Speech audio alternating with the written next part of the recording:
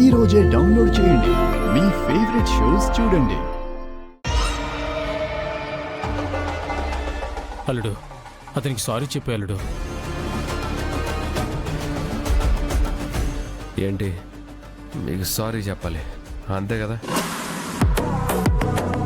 మూర్తి గారు సార్ చెప్పండి సార్. నేను చైర్మన్ గారు రాజీనామా చేస్తున్నాను.